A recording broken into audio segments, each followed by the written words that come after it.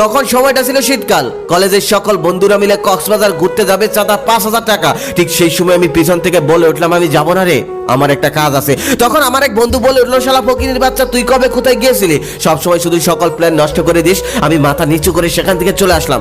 তাদের আর এটা বললাম না, যার বাবার বেতন মাসে 8,000 টাকা, তার ছেলে কি করে 5,000 টাকা দিয়ে ঘুরতে যেতে পারে, ফুর্তি করতে যেতে পারে। আমার ওই বন্ধুর কথায় আমি কিছুই মনে করলাম না, কারণ কলেজ লাইফে আমি কখনোই কোনো অনুষ্ঠানে অ্যাটেন্ড করিনি, কখনোই ওদের সাথে কোথাও ঘুরতে যাইনি, যেতে ইচ্ছেও করেনি। কারণ আমার বাবা যেই টাকা বেতন পায় সেই টাকা দিয়ে আমার লেখাপড়ার খরচ আর সংসার চালাতেই কষ্ট হয়ে যায়। আমি আবার কি করে ঘুরতে যাব? ঘুরতে যেতে আমার কখনো ইচ্ছে হয়নি, এটা নিয়ে আমার কখনো মনও খারাপ হয়নি, কারণ এটাতে আমি অভ্যস্ত।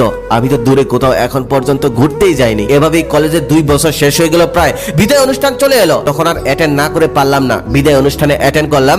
যেদিন বিদায় অনুষ্ঠান, ওই দিন আমাদের কলেজে বিরিয়ানির আয়োজন করা হয়েছে। আমি এক বন্ধুকে বললাম, বন্ধু বিরিয়ানির প্যাকেটটা কি বাসায় নিতে দিবি? তখন আমার বন্ধুটা বলে উঠলো, শালা ফকিনির বাচ্চা, জীবনে কোনো অনুষ্ঠানে অ্যাটেন্ড করতে দেখলাম না তোকে, এবার একটু অ্যাটেন্ড করলি, তারপরে আবার সামান্য বিরিয়ানির প্যাকেটটা তোকে বাসায় নিয়ে যেতে হবে।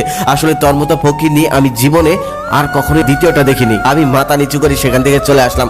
তখন কিছু বললাম না, ওকে আর কি বলবো, ওর তো কোনো দোষ নেই। সত্যিই তো, সামান্য বিরিয়ানির প্যাকেটটা তো কেউ বাড়িতে নিয়ে যায় না, কিন্তু আমার তো নিতে হবে, কারণ আমি যেই বাবার কষ্টের টাকা দিয়ে বিদায় অনুষ্ঠানে অ্যাটেন্ড করলাম, সেই বাবাকে রেখে আমি কি করে বিরিয়ানি খাবো? মা মারা যাওয়ার পর বাবা আমাকে কোলে পিঠে করে মানুষ করেছে।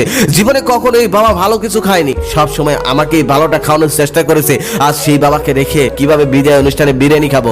তাই আর বিরিয়ানি খেলাম না, সেখান থেকে চলে আসলাম খালি হাতেই। দেখতে দেখতে পরীক্ষার সময় এসে গেল। পরীক্ষার দিন সকালে আমি বাবাকে বললাম, বাবা তোমার সেই ঈদের জুতো জোড়া দাও তো, আমি পরীক্ষা দিতে যাব। বাবার চোখের দিকে তাকিয়ে দেখি বাবার চোখে জল ছলছল করছে, হয়তো কিছুক্ষণের মধ্যেই একদম নিচে গড়িয়ে পড়বে। তখন আর আমার বোঝার বাকি রইল না যে বাবার চোখের জলের কারণ কি। বাবার চোখে জল দেখে আমারও চোখে জল এসে গেল। আমি তখন তৎক্ষণাৎ তাড়াতাড়ি সেখান থেকে চলে আসলাম, কারণ আমারও কান্না পাচ্ছিল। তারপর আমি পরীক্ষা দিতে চলে এলাম, পরীক্ষা দিলাম। পরীক্ষা শেষে বের হয়ে দেখি বাইরে প্রচুর বৃষ্টি, সবাই দৌড়াদৌড়ি করে যার যার মতো চলে আসছে। তবে আমি খেয়াল করে দেখলাম আমার সেই 8,000 টাকা বেতনের বাবাটা একটা ছাতা হাতে নিয়ে আমার জন্য অপেক্ষা করে আছে, আমার জন্য দাঁড়িয়ে আছে। আমাকে দেখে এসে দৌড়ে আমার কাছে আসলো আর এসে আমার মাথায় ছাতা ধরলো। তারপর আমরা দুজন সামনের দিকে হাঁটতে লাগলাম। হাঁটতে হাঁটতে কিছু দূর যাওয়ার পর আমি বাবাকে বললাম, বাবা আমি একটা কথা বলবো, রাখবে? বাবা তখন মুচকি হাসি দিয়ে বলল, কি কথা? তখন আমি বাবাকে বললাম, বাবা পরের জন্ম বলে যদি কিছু থাকে, তাহলে সেই জন্মে আমি তোমার বাবা হতে চাই, আর তুমি আমার সন্তান হয়েও। এই জন্মে তো আমি তোমার ঋণ কখনোই শোধ করতে পারবো না,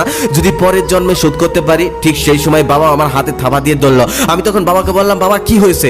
বাবা তখন বলল, সামনে গর্ত, একটু দেখে হাঁটো, পড়ে যাবে তো। আমি তখন একদম নিস্তব্ধ হয়ে গেলাম। কিছু দূর যাওয়ার পর বাবাকে বললাম, বাবা আমি আমার সিদ্ধান্ত পরিবর্তন করে নিলাম। বাবা তখন বলল, কিসের সিদ্ধান্ত বাবা? আমি তখন বললাম, বাবা ওই যে বললাম না, পরের জন্ম বলে যদি কিছু থাকে, সেই জন্মে আমি তোমার বাবা হতে চাই আর তোমাকে আমার সন্তান বানাতে চাই। ওই সিদ্ধান্তটা আমি পরিবর্তন করলাম। আমি খেয়াল করে দেখলাম পরের জন্মেও আমি তোমারই সন্তান হতে চাই, কারণ এই পৃথিবীতে তুমি ছাড়া আমাকে কেউ আর আগলে রাখতে পারবে না।